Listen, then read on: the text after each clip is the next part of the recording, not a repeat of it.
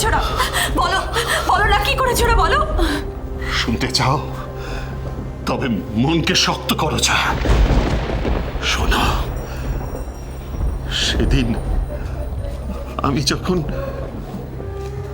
ওদের বাড়িতে গেলাম তখন ওরা আমার সাথে মেয়েকে যে টাকা বিক্রি করেছেন তার থেকে না একটা টাকা দিয়ে দেবেন।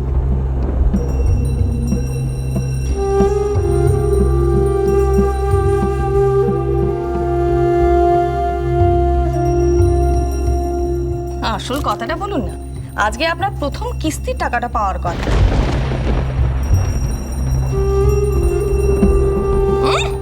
ও না, আরো কিছু টাকার লোভে রূপমের হাত ধরে এই বাড়িতে এসে ঢুকেছে। নিশ্চয়ই বাড়ি থেকে শিখে পড়ে পাঠানো হয়েছে যে যত পারবে এই বাড়ি থেকে টাকা হাতিয়ে নিবে।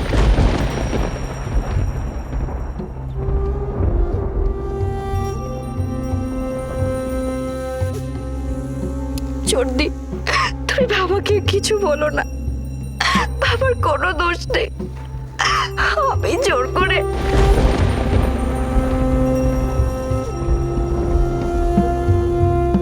আপনাকে আরেকটা চোখের পরামর্শ দেব। একটা কাজ করুন, মেয়েকে এই বাড়ি থেকে নিয়ে যান।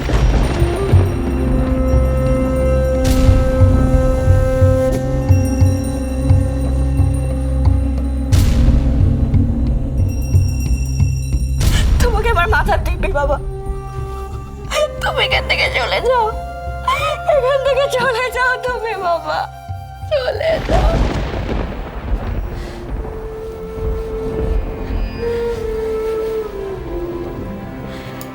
কি করব, কি করব আমরা এখন? জানি না ছায়া, আমি জানি না। আমি কিচ্ছু জানি না ছায়া, কিচ্ছু জানি না।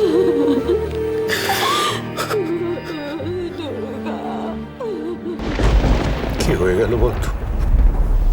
কি হয়ে গেল বাবা? কিছু হয়নি তো। দেখো, আমরা দেখছি দিনের পর দিন একজন মানুষ এই বাড়িতে অন্যায় করে যাচ্ছে, অত্যাচার করে যাচ্ছে, আর আমরা সবাই সেটা সহ্য করছি, মেনে নিচ্ছি। কেন বাবা? কিন্তু কিন্তু আমি কি করবো রে মা? আমি একা কি করতে না, পারি? তুমি একা নও, তুমি একা কিছু। আমরা সবাই মিলে একসঙ্গে যদি ঠিক করি যে আমরা মায়ের কথা শুনবো না, আমরা সবাই একসঙ্গে প্রতিবাদ করি, তাহলে আমরা ঠিক কিছু করতে পারবো না বলো? হ্যাঁ দাদাই, দাদাই পিপি কিন্তু ঠিক কথাই বলছে। আমাদের কিন্তু আর দেরি করা উচিত না। দেখো, ছোট কাকির উপর যেভাবে অন্যায় অত্যাচার শুরু হয়েছে, আমরা যদি দেখিও না দেখি, যদি চুপ করে বসে থাকি, তাহলে কিন্তু একটা অঘটন হয়ে যাবে দাদাই। তখন কি আমরা নিজেদেরকে ক্ষমা করতে পারবো? তুমি বলো। মামুনি তোমাদের সবাইকে একটা কথা জানাতে বললো। সেটা হচ্ছে যে দুর্গার সঙ্গে তোমরা কেউ কথাও বলবে না বা দুর্গার ঘরেও যাবে না। কেন যাব না? আমি যাব, 100 বার যাব। আমি এক্ষুনি যাব দুর্গার ঘরে, এক্ষুনি যাব। আমার কোন অপরাধের শাস্তি দিচ্ছ মা?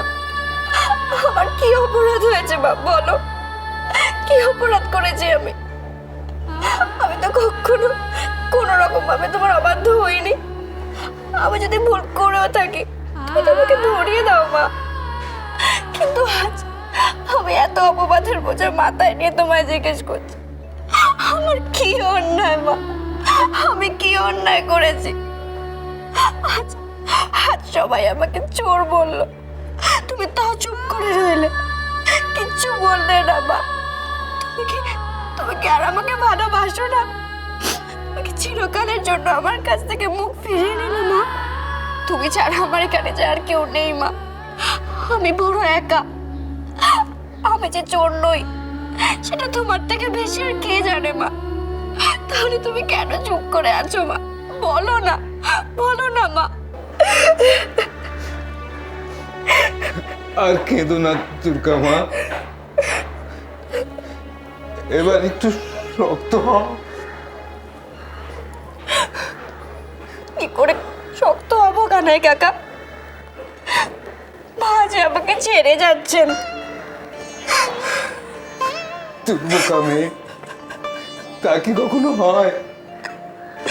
নারীর টান কি ছেড়ে যায়? তুমি যে মায়ের বড় আদরের মেয়ে। তাহলে এরকম কেন হলো কানাই কাকা? মায়ের আশীর্বাদ যদি আমার মাথার উপর থাকতো তাহলে এত বড় অপবাদ কে আমাকেও দিত বলো? দশচক্ষে ভগবান ভূত হন, সে কথা কি তুমি জানো না মা? মা যে কেন আমাদের সঙ্গে এই খেলা খেলছেন, কেন আমাদের ঘা ধরে কোথায় যে নিয়ে যাচ্ছেন, সেটা তিনিই জানেন। আমরা সামান্য মানুষ, তার কাজের ব্যাখ্যা করার সাধ্য কি আমাদের? দুর্গা, দি ভাই, দি ভাই,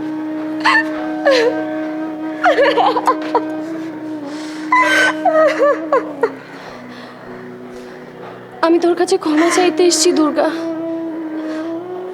অন্যায় প্রতিবাদ করার ক্ষমতা আমার আছে, কিন্তু প্রতিকারের ক্ষমতা নেই রে।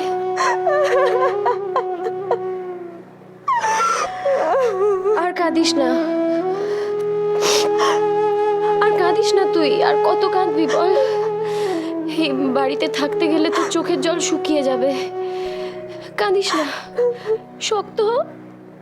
তোকে শক্ত হতে হবে এই বাড়িতে। তোর সামনে অনেক কঠিন কাজ দুর্গা। দিমাই, আমার যে সবার ঘরে ঢোকা বন্ধ হয়ে গেল। না, রূপমের ঘরে তুই যখন খুশি যাবি। ও তোর স্বামী, ওর ঘরে যাওয়া থেকে তোকে কেউ আটকাতে পারবে না দুর্গা। আর তোর কাজটা তো ওখানেই।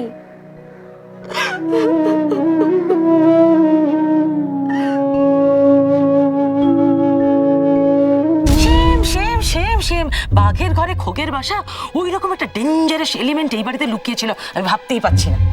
ডেঞ্জারাস এলিমেন্ট নিয়ে খেলাধুলো করতে আমার বরাবরই খুব ভালো লাগে।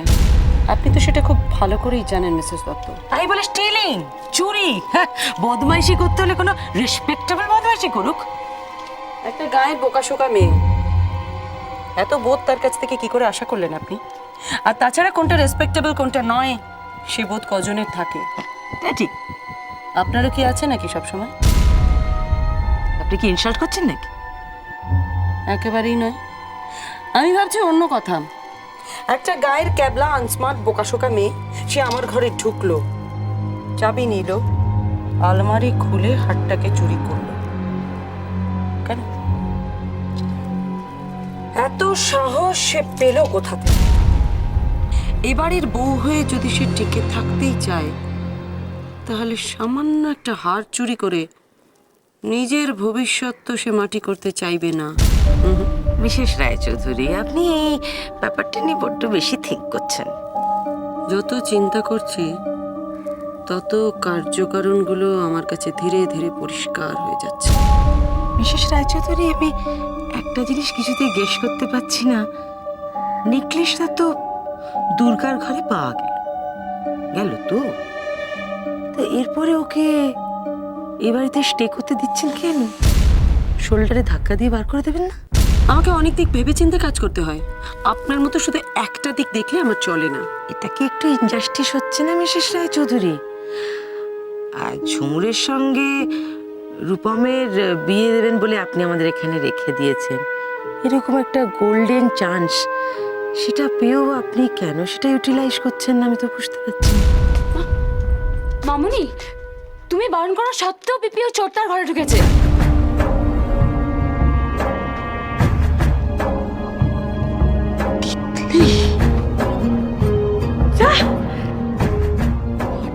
What a coincidence!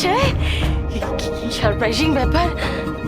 এই মিসেস রায়চৌধুরী, আপনার যাওয়া নাকি শেষ নাকি?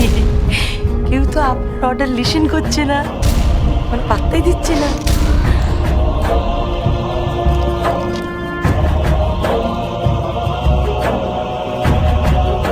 তিতলিকে ঘরে ডাকো।